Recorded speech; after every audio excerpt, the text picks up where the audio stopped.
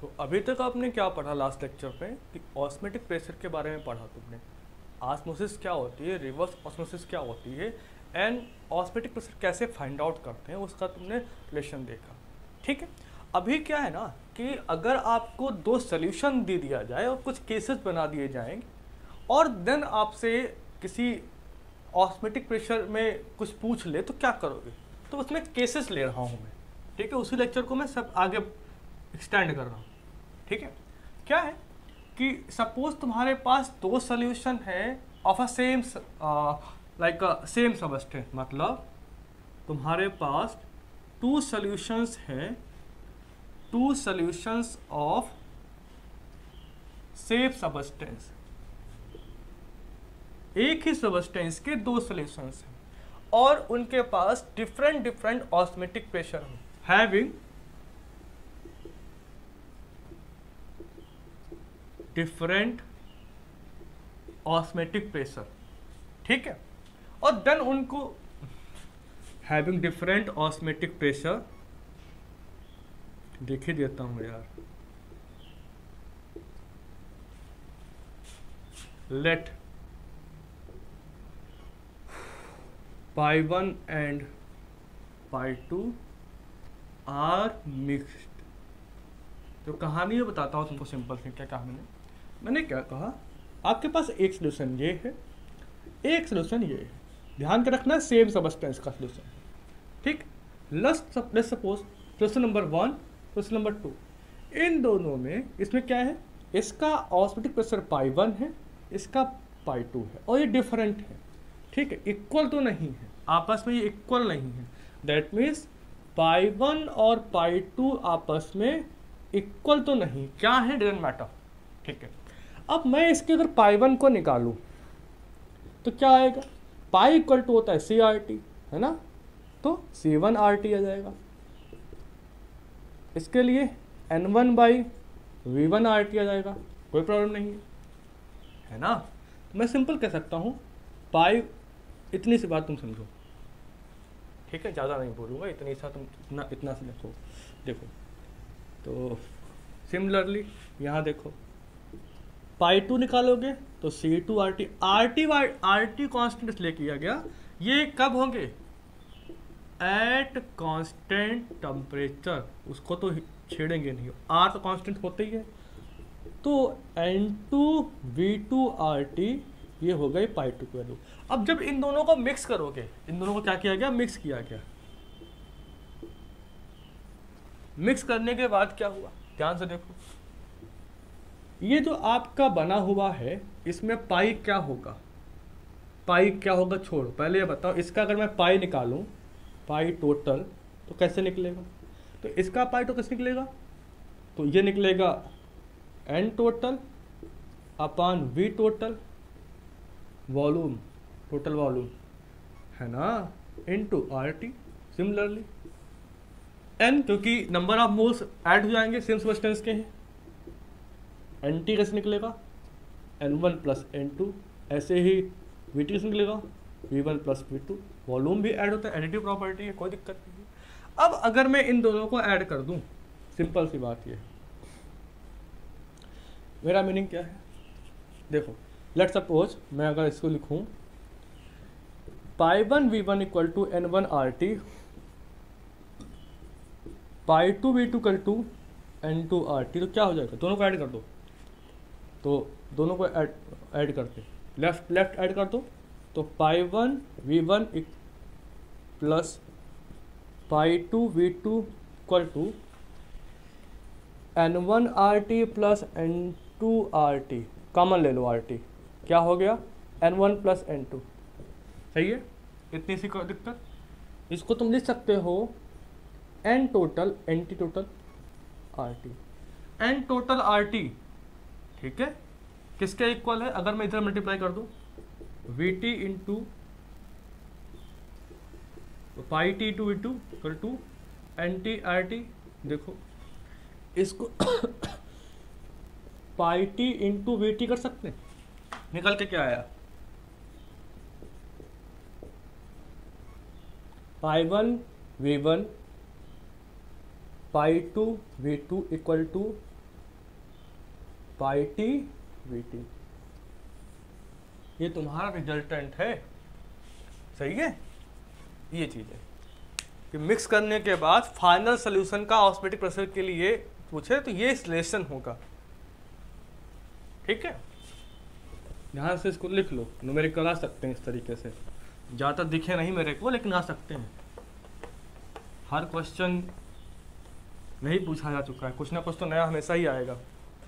तो second case क्या है, अब मैं क्या कर रहा हूँ, टू सबस्टेंस जो थे, जो सेम सबस्टेंस थे, उनको मैं डिफरेंट कर रहा हूँ, पहला पॉइंट।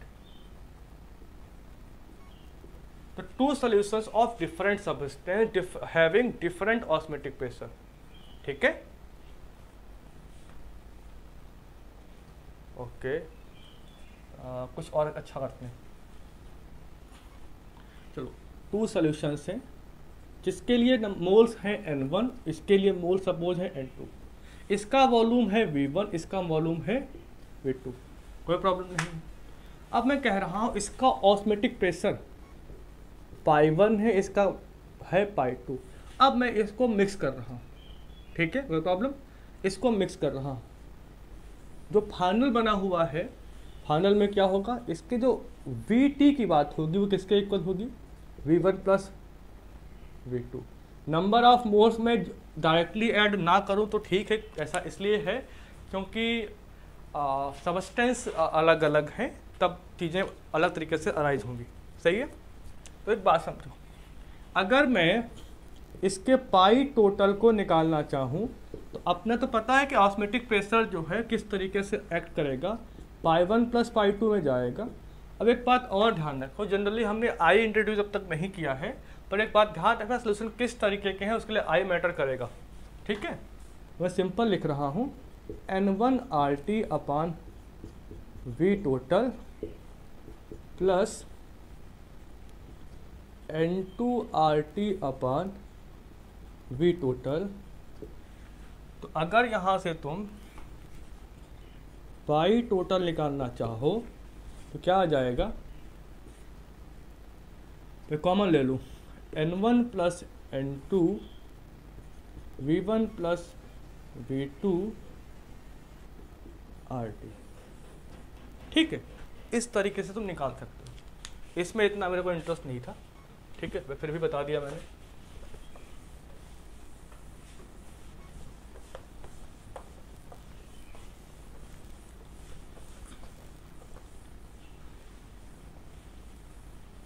दूसरी चीज, कभी कभी क्या पूछ लेता है,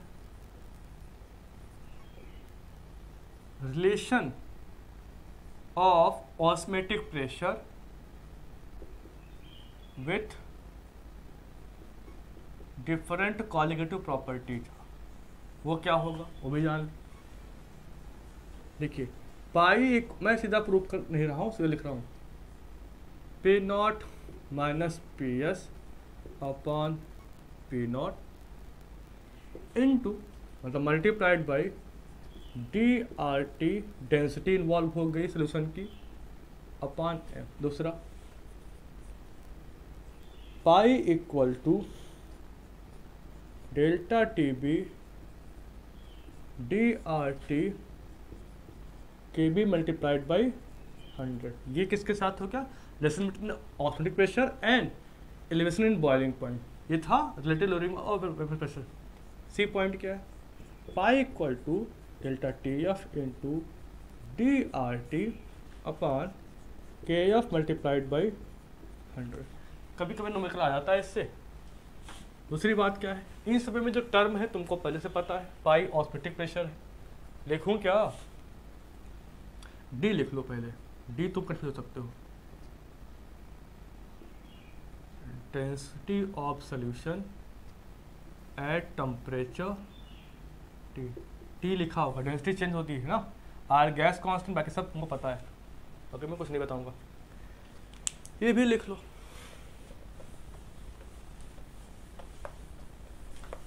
हल्का सा लेंथी टॉपिक है ये और इम्पोर्टेंट भी, one of the best colligative property. दूसरा क्या, कभी कभी इससे न्यूमेरिकल छेड़ देता है, तो समझ लो टॉपिक को। Isotonic solution. What is isotonic solution? ये क्या होते हैं? देखिए बहुत सिंपल तरीका बताता हूँ। दो सॉल्यूशन ले लो डिफरेंट सबस्टेंसेस के, सबस्टेंस 1 और सबस्टेंस 2, सबस्टेंस 1 और सबस्टेंस 2। अब एक बात समझो, एक पर्टिकुलर, अब ये कहानी में बार बार कहता हूं, ये हमेशा एट कांस्टेंट टेम्परेचर ही समझना है। तो एट कांस्टेंट टेम्परेचर, अब अगर मैं ये कहूं कि इसका ऑस्मेटिक प्रेशर π1 है, इधर π2, यहाँ पर C1 कंसंट्रेशन है तो यहाँ पर C2, सही है। अब 1 वाले इधर हैं और 2 वाले उधर हैं, यहाँ मोल N1 है तो यहाँ मोल N2, ठीक है। यहाँ पर अगर तुम वॉल्यूम V1 ले लो तो वहाँ V2। कहानी समझो मैं क्या कह रहा हूँ। दो तुम्हारे पास सोल्यूशन है इस तरीके से, सोल्यूशन 1 सोल्यूशन 2। अब ये दोनों सोल्यूशन आइसोटोनिक होंगे तो उसकी कंडीशन क्या है वो समझो। और ये दोनों सोल्यूशन डिफरेंट किसके हैं?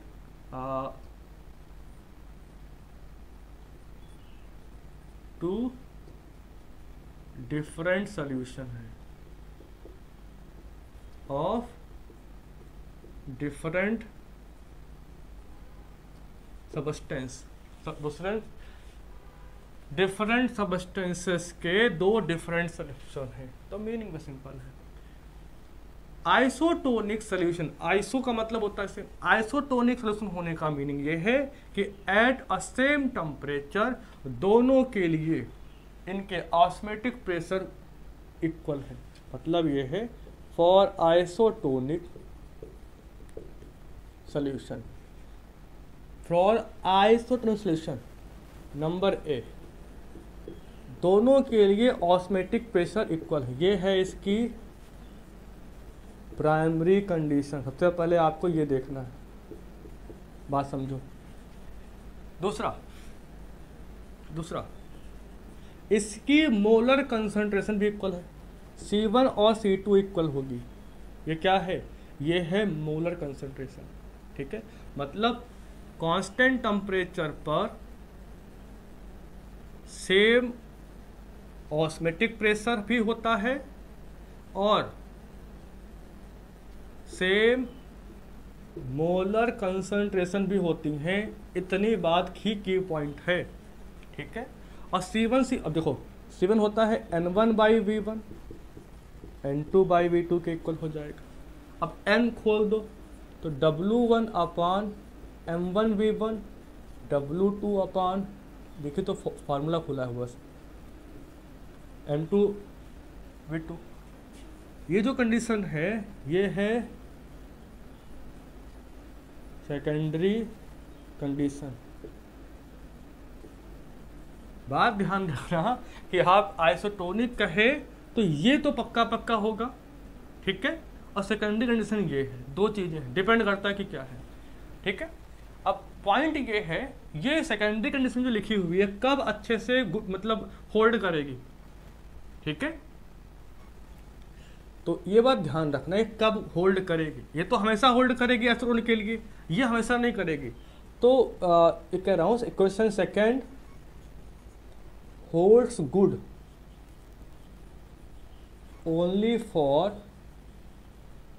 दो सॉल्यूट which neither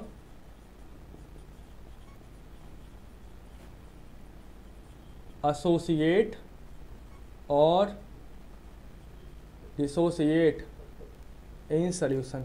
जो सॉल्यूट एसोसिएशन शो नहीं करता है तब ये चीज होगी, वरना प्रॉब्लम हो जाएगी, ठीक है।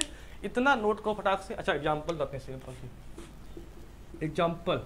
फर्स्ट एग्जांपल देखो ध्यान से, अगर तुम यूरिया और glucose, urea and glucose are isotonic, अगर ये बात उसने कहा है क्वेश्चन में कि यूरिया और glucose isotonic, both are non electrolyte, दोनों ही डिसोसिएट नहीं होंगे, तो पहली बात तो इसका पाई 1 और पाई 2 इक्वल होगा, दूसरा इसका C1 और C2 भी आपस में इक्वल होगा, बिकॉज ये एसोसिएशन डिसोसिएशन शो नहीं करेंगे। इतनी सी बात ध्यान रखो, सही है। सेकंड एग्जांपल कहाँ सेकंड लिख दूँ, सेकंड एग्जांपल, अगर मैं यूरिया के साथ कंपेयर करना चाहूँ NaCl आर आइसोटोनिक, अगर यूरिया NaCl आइसोटोनिक है तो पाई 1 और पाई 2 तो इसके लिए इक्वल होगा, पर C1 और C2 इसके लिए इक्वल नहीं होगा। क्यों नहीं होगा? साफ साफ कह तो रहा हूं, क्यों नहीं होगा, पूछो जो। वो इसलिए नहीं होगा क्योंकि NaCl डिसोसिएट हो जाता है Na+Cl- में, ठीक है।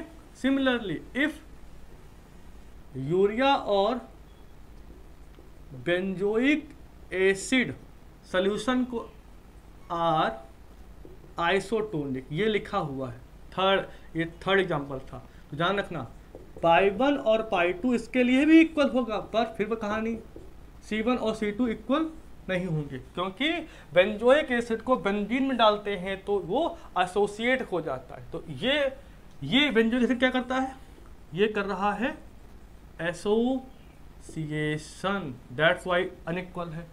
NaCl क्या करता है, डिसोसिएशन, दैट्स वाई ये चीजें हैं। तो पाई 1 पाई 2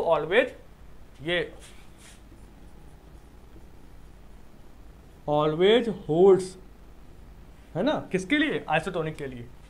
बी कंडीशन पर डिपेंड करता है, इतनी बात में याद रखो, ठीक है। तो समझ लेना, दो सॉल्यूशन ऑफ डिफरेंट सब्सटेंसेस, है ना। छोड़ो यार, पूरी कहानी तो बता दी तुमको, ठीक है। दो बात है, same osmotic pressure and same molar concentration, और इससे तुम्हें कुछ नहीं जानना। एक छोटा सा कंसेप्ट और पढ़ लेते हैं, बहुत छोटा सा, उसके बाद अपन न्यूमेरिकल प्रैक्टिस करेंगे, ठीक है।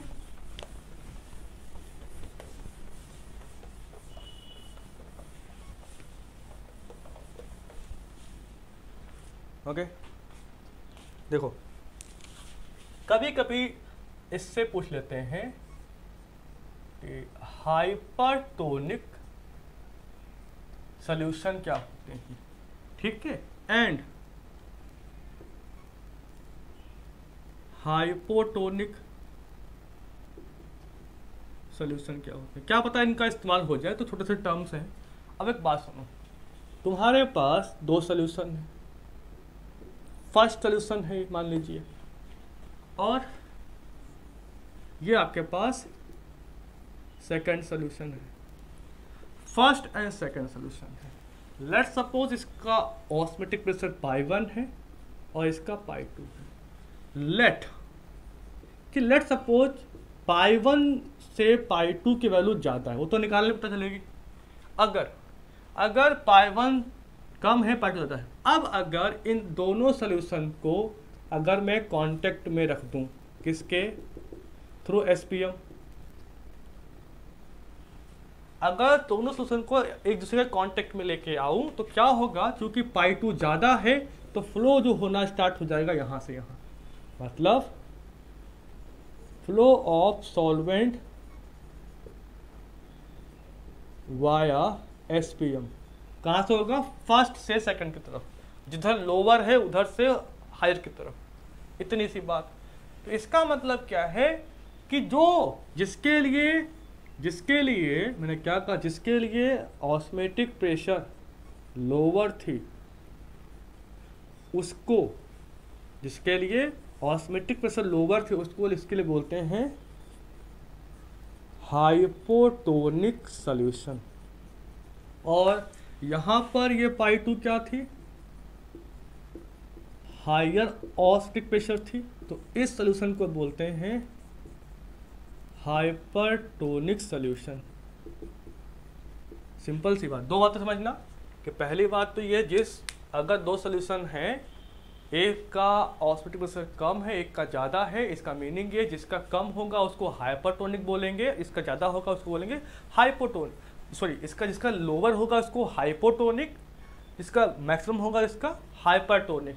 और उसके साथ साथ आपको ये चीज़ देखने को मिलेगा, इन दोनों को जब कॉन्टेक्ट में लेकर आओगे SPM के थ्रू, तो आपको फ्लो ऑफ मिलेगा, flow of solvent from hypotonic to hypertonic, इतनी सी बात ये आपको मिलेगा। ठीक है, इतने कंसेप्ट बहुत सारे हैं और थोड़ा सा न्यूमेरिकल ट्राई कर। Let's start now. क्वेश्चन है example number 6। Okay, calculate the molar mass of non volatile solute. Non volatile solute के लिए मोलर मास निकालना है एट 25।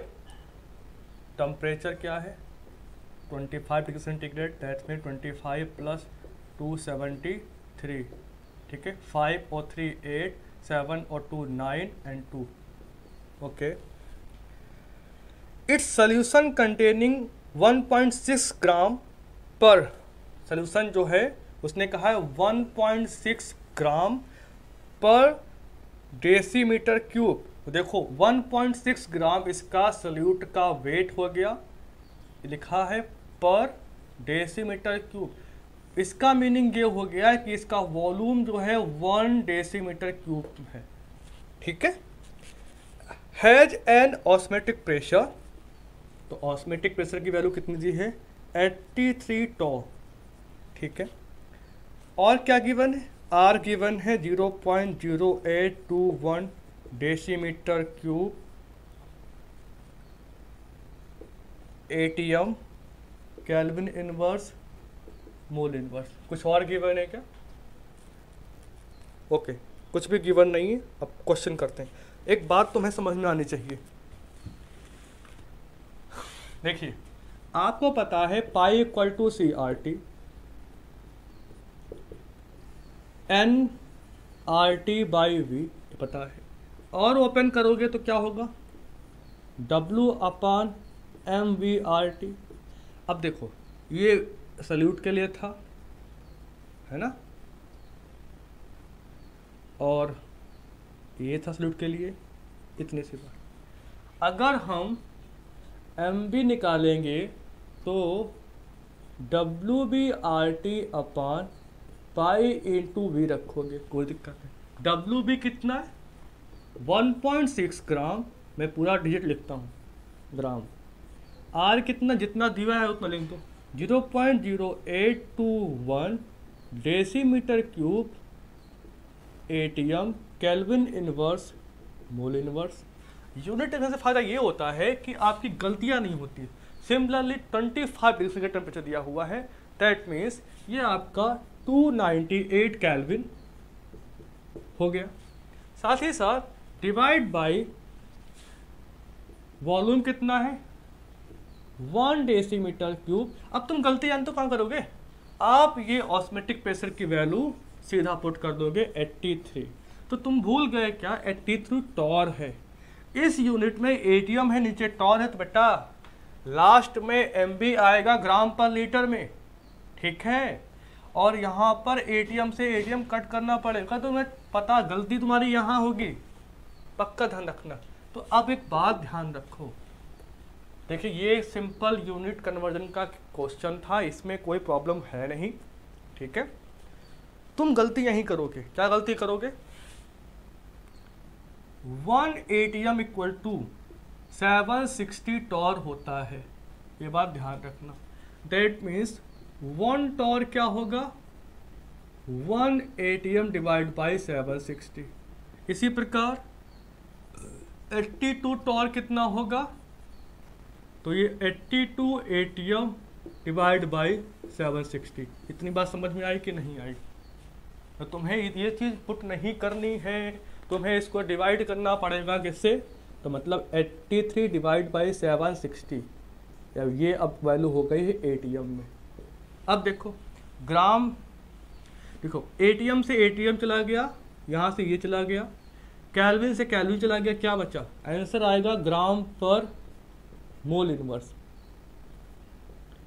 अब ये है नॉन वाले की। अब देखो इसको कैलकुलेट करो, आंसर जितना आ जाए 358.6 वैल्यू आएगी।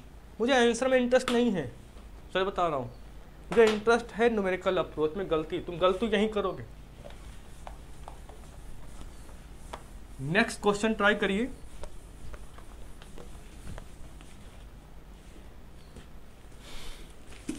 ओके, अ सॉल्यूशन, अब देखो घबराइए बिल्कुल नहीं, ड्रॉ कर दो बस। A solution containing 8.6 gram per decimetre cube of urea. देखिए एक सॉल्यूशन है जिसमें सॉल्यूट जो है कितना है, 8.6 ग्राम है यूरिया का, और यूरिया का मोलर मास गिवन है, कितना गिवन है, 60 ग्राम पर मोल इनवर्स। कोई दिक्कत नहीं है, ठीक है। W गिवन है यूरिया का,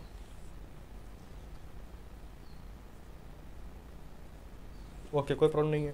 ओके, पर डेसीमीटर क्यूब, दैट मीन्स इसका वॉल्यूम जो है, इसका वॉल्यूम कितना है, 1 डेसीमीटर क्यूब।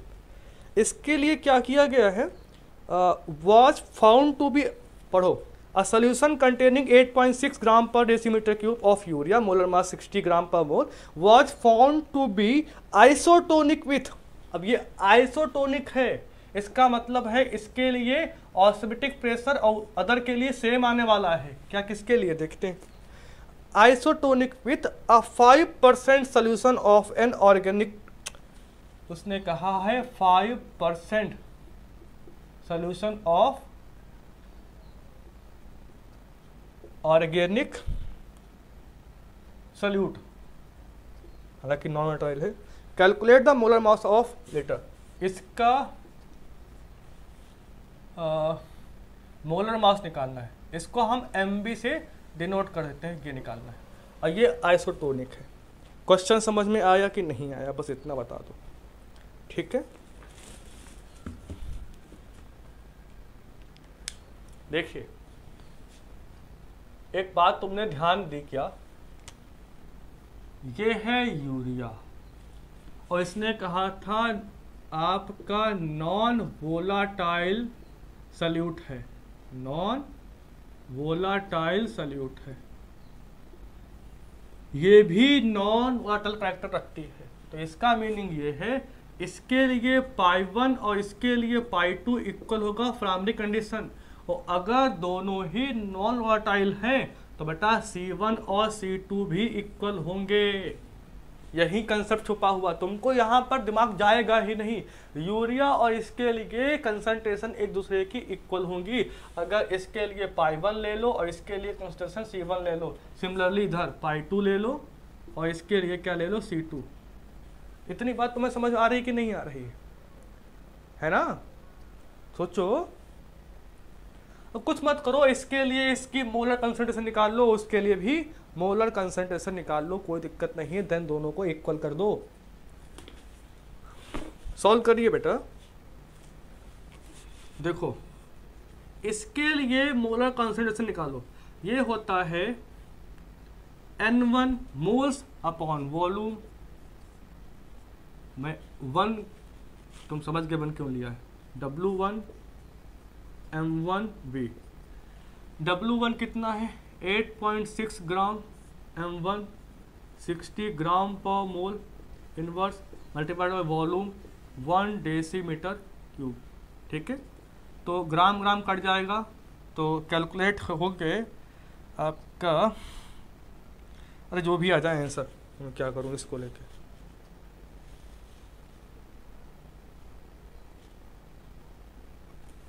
है ना, मैं सिंपल लिख देता हूँ 8.6 अपॉन 60, और ये क्या हो गया, डेसीमीटर क्यूब इंटू मोल, है ना, इतनी सी बात।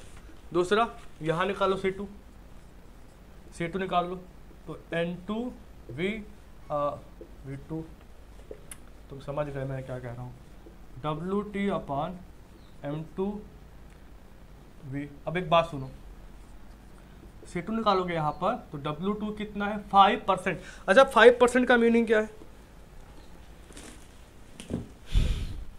5% का मीनिंग क्या है? जनरली मोलैरिटी किसमें होती है, मोलैरिटी किसमें होती है दोस्त, मोलैरिटी होती है N/V, वो होता है लीटर में, और इसको कन्वर्ट करोगे तो क्या करोगे, 1000 से मल्टीप्लाई करोगे तो ml में आता है। तो मेरा मीनिंग बस ये है कि वॉल्यूम 1 लीटर है जिसमें से 5% मौजूद है। 5% का मीनिंग क्या है, 5% का मीनिंग क्या है कि अगर डेंसिटी इसके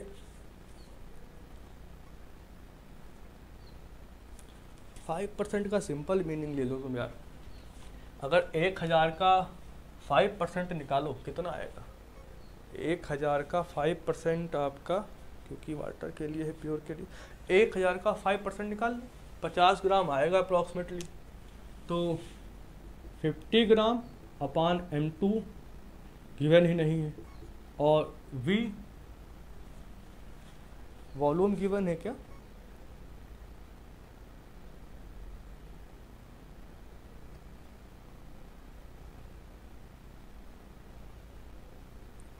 थोड़ा पढ़ लेता हूँ। 5% solution of an organic solvent. अच्छा ठीक है ठीक है ठीक है, कोई दिक्कत नहीं है। ओके, ये आपका ये हुआ। अब उसके बाद क्या करो, C1 और C2 को इक्वल कर दो, C1 और C2 को इक्वल कर दो, तो क्या होगा 8.6 अपान 60 और 50 अपान M2। अब देखो M2 निकाल लो यहाँ से, M2 क्या होगा 50 मल्टीप्लाइड बाई 60, 50 मल्टीप्लाइड बाई 60 और ये हो गया 8.6। निकाल लो, आंसर आ जाएगा।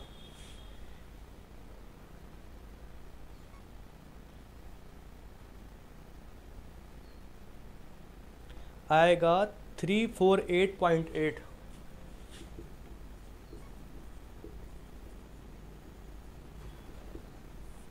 यही आपका आंसर। मेरा कहने का मीनिंग बस सिंपल था, कंसेप्ट देखो, इससे मुझे कोई इंटरेस्ट है नहीं। कंसेप्ट कह रहा था कि भाई ये एसिटोनिक है, π/2 इक्वल होंगे। अब इसका मीनिंग है कि अगर ये नॉन है तो इनके लिए 7/2 इक्वल होगा। यही कंसेप्ट तुम्हारे काम आने वाला, वरना तुम निकाल ही नहीं पाओगे। ठीक है ना। नेक्स्ट क्वेश्चन देखिए,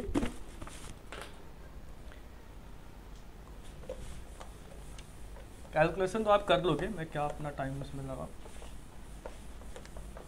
हम भी फर्स्ट टाइम ही कर रहे हैं, वो रट के नहीं बैठे हुए।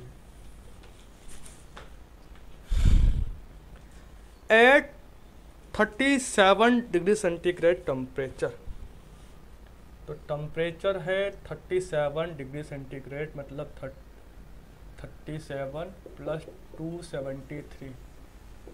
ठीक है, टेम्परेचर हमारा कितना आएगा 310 केल्विन।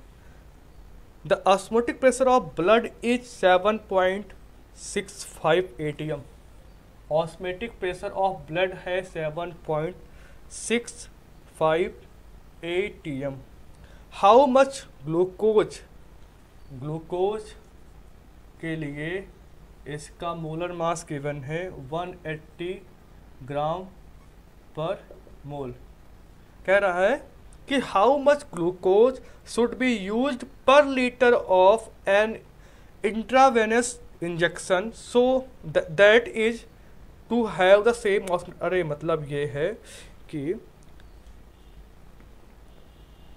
ग्लूकोज जो है पर लीटर कितना इस्तेमाल किया जाए। अरे मतलब ये है W ऑफ ग्लूकोज उसको निकालना है, और कहा है उसने पर लीटर, मतलब वॉल्यूम है 1 litre, that means 1 decimetre cube.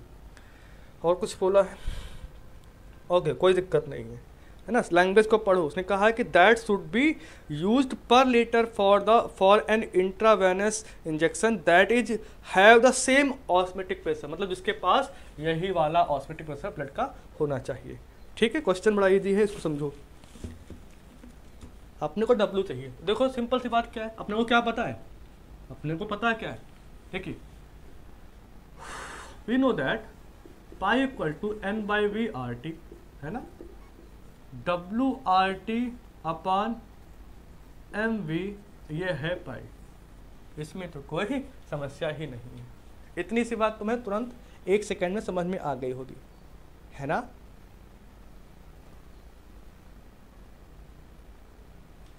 तो रख दो, W निकाल देते हैं ग्लूकोज के लिए, क्या होगा पाई MV अपान RT। क्या R की वैल्यू इसमें पुट किया इन्होंने? R की वैल्यू क्वेश्चन में दिया नहीं है। अब R की वैल्यू बहुत होशियारी के साथ आपको इस्तेमाल करनी है। ठीक है, तो पाई गिवन है 7.65 atm m गिवन है 180 ग्राम पर मोल, v गिवन है 1 डेसीमीटर क्यूब। कुछ और गिवन है क्या? नहीं। अब तुम r क्या इस्तेमाल करोगे? r वो इस्तेमाल करो जिसमें डेसीमीटर क्यूब भी हो और एटीएम भी हो। फिर से कह रहा हूँ, ठीक है? तो 0.0821 ATM, decimetre cube, kelvin inverse, mole inverse, and temperature 310 kelvin. Data सारा मैंने पुट कर दिया है, आप सॉल्व करो, आपको आंसर मिल जाएगा। देखो, गया गया भी गया,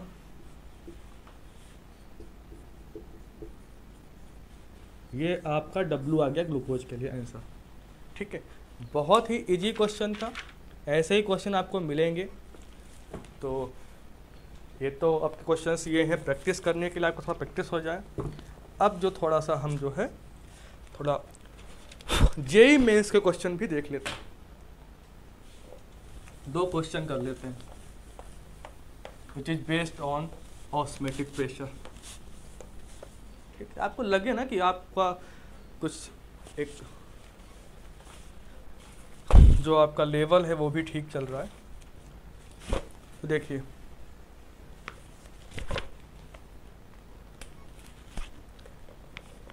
क्वेश्चन है 1.46 gram of a biopolymer dissolved in 100 ml of water.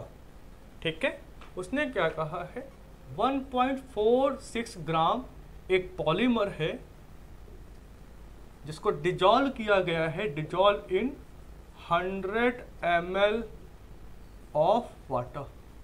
That means इसका सोल्यूशन इस तरीके से प्रिपेयर किया गया है। एट टेम्परेचर गिवन है, एट टेम्परेचर गिवन है 300 केल्विन टेम्परेचर पर इसको डिजॉल्व किया गया है। Then exerted an osmotic pressure, then इसने ऑस्मेटिक प्रेशर एक्सर्ट किया है, वैल्यू गिवन है 2.42 10⁻³ बार। यूनिट को ध्यान रखना। The molar mass of the biopolymer is, molar mass of the biopolymer is मतलब मोलर मास जो है बायोपॉलीमर का, मतलब सल्यूट के लिए कह रहे हैं, वो किसका है, 10⁴ में निकालना है। ठीक है, मोलर मास ग्राम पर लीटर तो हो गई लगा, gram per mole. Okay, the molar mass of biopolymer gram per mole, round off, अच्छा नियरेस्ट चाहिए, और आर गिवन है। आर कितना गिवन है, 0.083 litre bar mole inverse kelvin inverse. Question आपने देख लिया, ध्यान दीजिए, यहाँ बार है, यहाँ बार है। ठीक है, तो और यहाँ ml है, यहाँ लीटर है। दैट मीन्स मेरे को यहाँ है तो ml को लीटर में कन्वर्ट करना पड़ेगा, या तो तुम समझ गए मैं क्या कहना चाह रहा हूँ। ठीक है, ओके, क्वेश्चन तुमने देख लिया है। अब देखो स्टार्ट करते हैं। अपने को क्या पता है, तुम जानते हो क्या पता, देखो। Since pi equal to CRT होता है, नो डाउट, N/V RT होता है, no doubt, WV RT upon MV RT और भी होता है। भाई फॉर्मूला लगा दिया मैंने ऑस्मोटिक प्रेशर का, कोई दिक्कत नहीं। यहां से हमें ये चाहिए, चलो MV निकालते हैं। WB RT upon pi replace हो जाएगा। अब जब तुम वैल्यू पुट करोगे तो ध्यान रखना, ठीक है, वैल्यू पुटिंग में ही तो सारी प्रॉब्लम होगी। क्या, देखो ध्यान से, WB क्या, WB है आपका 1.46 ग्राम। R की वैल्यू क्या है, 0.083, 3 क्या की भी होती है लेकिन लिखना नहीं क्योंकि यहाँ पर गिवन नहीं है। ठीक है, लीटर बार केल्विन इनवर्स मोल इनवर्स, और आपका T है कितना, 300 केल्विन, डिवाइड बाई पाई। पाई आपका है 2.42 मल्टीप्लाइड बाई 10⁻³ बार। आपका वॉल्यूम गिवन है अच्छा 100 ml गिवन है, मैंने गलती से 1000 कर लिया, सॉरी। ठीक है 100 गिवन है क्या, वेट, हाँ 100 ml ऑफ वाटर। ठीक है, इतनी बात तुम्हें समझ में आ गई। अब हमें पूरी कहानी क्या है, वॉल्यूम ml में है, ऊपर लीटर मेंशन है, इसका मतलब यहाँ ना इस लीटर को तुम कन्वर्ट कर, मैं आगे बता दूं क्या चीज़। ठीक है देखो, बार बार कट गया, कैल्विन कैल्विन कट गया, कुछ और कटा क्या, अब देखो यहाँ से 36.36 और ये लीटर को कन्वर्ट करोगे उसमें ml में तो 10⁻3, ये ऊपर का डेटा है 2.42 10⁻⁻1, क्योंकि देखो 10⁻3 10⁻2 ये सॉल्व होकर माइनस बनाएगा, ये टूट गया, और लीटर था यहाँ पर इसलिए इसको हम मल्टीप्लाई भी कर रहे हैं। ठीक है, मतलब इस डेटा में हम मल्टीप्लाई करें 10⁻3, जिससे कि जो लीटर जो था वो ml में कन्वर्ट हो गया, खत्म हो गई बात। अब तुम इसको तुरंत सॉल्व कर लो। ठीक है, इसको तुम सॉल्व करोगे तो आएगा 15.02 10⁻4 ग्राम पर मोल। हमें राउंड अप करना था तो हम लिख सकते हैं 15 10⁻4 ग्राम पर मोल इनवर्स, ये आंसर। हमें आंसर में केवल 15 फिल करना है क्योंकि 10⁻4 ऑलरेडी मेंशन है। ठीक है, अच्छा क्वेश्चन था और ये सॉल्व हो गया।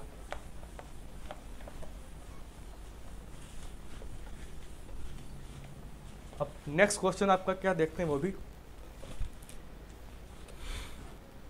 क्वेश्चन है, if 250 centimetre cube of an aqueous solution containing 0.73 gram of protein ए, एक सोल्यूशन है जिसमें प्रोटीन ए मौजूद है, उसका सोल्यूशन है। ठीक है, और ये है 250 centimetre of an aqueous solution. देखिए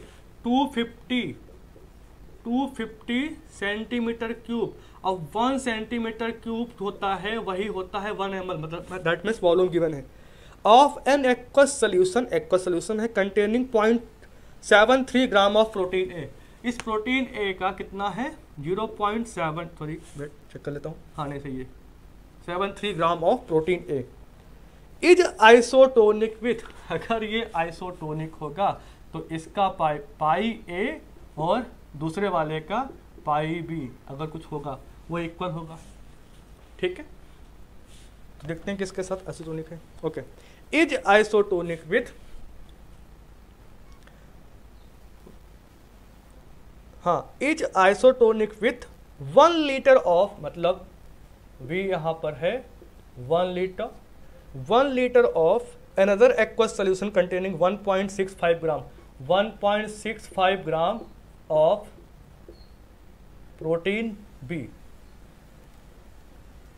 टेम्परेचर कितना गिवन है, टेम्परेचर गिवन है 298 kelvin. The ratio of molar masses of A और बी, अरे कुछ नहीं है, रेशियो चाहिए MA/MB। क्वेश्चन में रिपीट करता हूं, तुम समझ लेना अच्छे से। If 250 centimetre cube of an aqueous solution containing 0.73 gram of protein A is isotonic, मतलब दोनों के पाई इक्वल होंगे, विथ 1 लीटर ऑफ अनदर, इसका यहाँ पर 1 लीटर वॉल्यूम है जिसमें 1.65 ग्राम ऑफ प्रोटीन बी मौजूद है, जिसका मोलर मास, अब इसके मोलर मास और इस देखिए कहा है at 298 kelvin, the ratio of molar mass of A, ratio MA/MB निकालना है, उल्टा मत कर देना। ठीक है, वो जो है 10⁻⁻2 के रिस्पेक्ट में आएगा, मतलब डेटा आपको ध्यान देना है। ठीक है, क्वेश्चन आपने देख लिया, कुछ मत करो, टेंशन लेने का नहीं। ठीक है, प्रोटीन बी के लिए अगर मैं MB लिखूं तो क्या होगा, WBRT क्योंकि टेम्परेचर फिक्स रहेगा, और पाई बी और VB। अगर मैं इसके लिए लिखूं MA तो WART सिंपल फॉर्मूला लिख रहा हूं मैं, पाई A और VA, इतनी सी बात है। सारे कंट्रोल में जहाँ जहाँ सिंबल नहीं हो A कर लो। अब अपने को रेशियो चाहिए है ना, इस रेशियो को निकालना है, सॉल्व करते हैं, सोल्यूशन करते हैं। MA/MB सीधा पुट कर दो, WART/πAVA, WBRT/πBVB। एक बात तुमको बताना चाहिए, RT कट जाएगा, दूसरी बात पाई ए पाई बी इक्वल है, ये भी कट जाएंगे, सही है। बचेगा क्या, देखो WA/VA/WB/VB, ये वैल्यू पुट करो, सॉल्व करो, आंसर आ जाएगा। ठीक है, सॉल्व करते हैं। 0.73 ग्राम ऊपर था, 250 ml गिवन है ए वाले का, देखो यहाँ से 250 क्योंकि ml के इक्वल होता है भाई। दूसरा 1.65 ग्राम है और 1 लीटर में कितना होता है, 1 लीटर इक्वल टू 1000 ml, तो अपान 1000 ml। चूँकि किसी सेम चीज़ का अगर तुम रेशियो लोगे तो यूनिट कैंसिल हो जाएगी, तो देखो सारे यूनिट कैंसिल हो जाएंगी। अब इसको तुम सॉल्व करोगे तो ये वैल्यू आएगी 1.769।